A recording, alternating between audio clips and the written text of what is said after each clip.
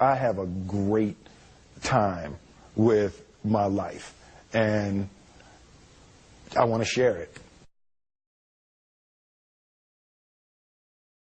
I love living. I think that's infectious. It's something that you can't fake. Greatness is not this wonderful, esoteric, elusive, God-like feature that only the special among us will ever taste. You know, it's something that truly exists in all of us. It's very simple. This is what I believe, and I'm willing to die for it. Yeah. Period. It's that simple. I know who I am, and I know what I believe. I know who I am, I know what I believe. That's all I need to know. And that's all I need to know. So from there, you do what you need to do. Yeah. You know, and I think what happens is we make the situation more complex than it has to be. Because we're looking for complexity. There's got to be something complex to understand. It can't be that easy. No. We didn't grow up with the sense that where we were was where we were going to be. You know, we grew up with the sense that where we were almost didn't matter because we were becoming right. Something greater. The separation of talent and skill is one of the greatest misunderstood concepts for people who are trying to excel, who have dreams that want to do things. Talent you have naturally. Skill is only developed by hours and hours and hours of beating on your craft. I've never really viewed myself as particularly talented. Where I excel is ridiculous, sickening work ethic. You know, while the other guy's sleeping, I'm working. While the other guy's eating, I'm working. There's no easy way around it. No matter how talented you are, your talent is going to fail you if you're not skilled. Mm-hmm. You know, if you don't study, if you don't work really hard and dedicate yourself to being better every single day, mm-hmm. you'll never be able to communicate with people, with your artistry, the way that you want. So the only thing that I see that is distinctly different about me is I'm not afraid to die on a treadmill. You might have more talent than me, you might be smarter than me, but if we get on the treadmill together, right, there's two things. You're getting off first, or I'm going to die. It's really that simple.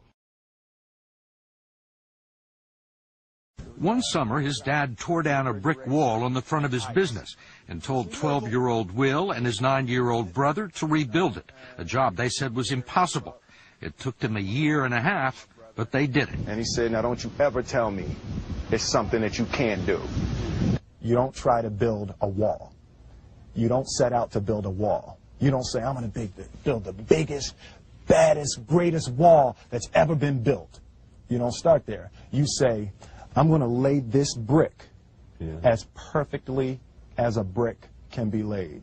Yeah. And you do that every single day. And soon you have a wall. And soon you have a wall.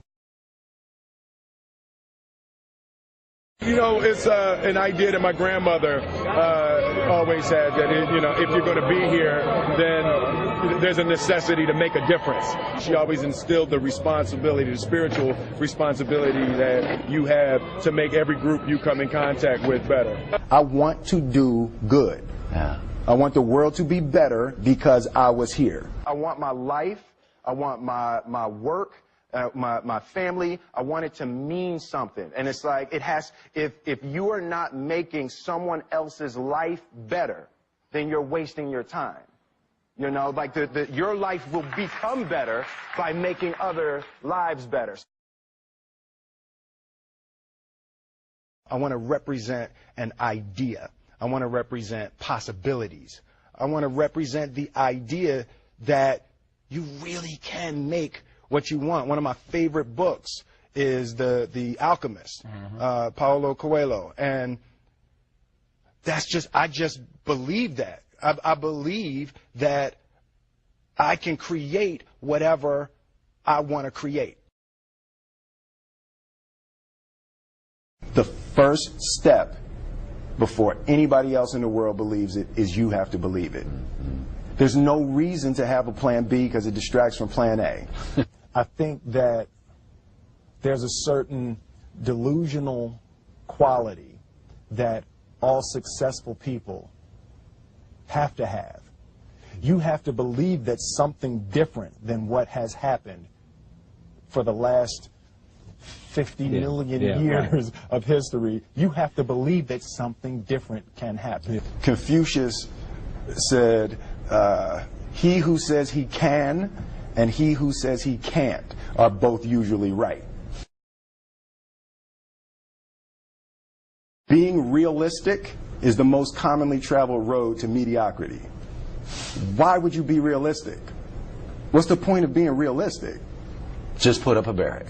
Yeah, I'm going to do it. It's done. It's already done. The second I decide it's done, it's already done. So now we just got to wait for y'all to see. It's unrealistic to walk in a room and flip a switch and lights come on. That's unrealistic. Fortunately, Edison didn't think so. It's unrealistic to think you're going to bend a piece of metal and fly people over an ocean in that metal. That's unrealistic. But fortunately, the Wright brothers and others didn't believe that, and it just seems like such a ridiculous idea to me to embrace the idea that it's not going to happen, and that's not real for that to happen. As soon as you say it, now you just made that real. Our thoughts, our feelings, our dreams, our ideas are physical in the universe. That if we dream something, if we picture something, if we commit ourselves to it, that is a physical thrust towards realization that we can put into the universe. That the universe is not a thing that's going to push us around. That the world and people and situations are not something that are going to push us around. That we are going to bend the universe and command and demand that the universe become what we want it to be. I study the patterns of the universe. There's a redemptive power that making a choice has, you know, rather than feeling like you're at effect to all the things that are happening. Make a choice. Like, you just decide what it's going to be, who you're going to be, how you're going to do it. Just decide. And then from that point, the universe is going to get out your way. It's like it's water. It wants to move and go around stuff, you know. You know, there's a flow of the universe that I've grown to know just how to go with it. I realize that to have the level of success that I want to have, it's difficult to spread it out and do multiple things. It takes such a desperate, obsessive focus. You really got to focus with all of your fiber and all of your heart and all of your creativity. I'm motivated by fear. Fear. You know? Fear of what? Fear of fear. I hate being scared to do something. And I think what developed in my early days was the attitude that I started attacking things that I was scared of. It was Franklin Roosevelt said the only fear you have to fear is fear itself. Absolutely. Remember that? Absolutely. Yeah. You can't be scared to die for the truth. The truth is the only thing that's ever going to be constant. Don't ever let somebody tell you you can't do something. Not even me. All right? All right. You got a dream, you got to protect it. People can't do something themselves. They want to tell you you can't do it.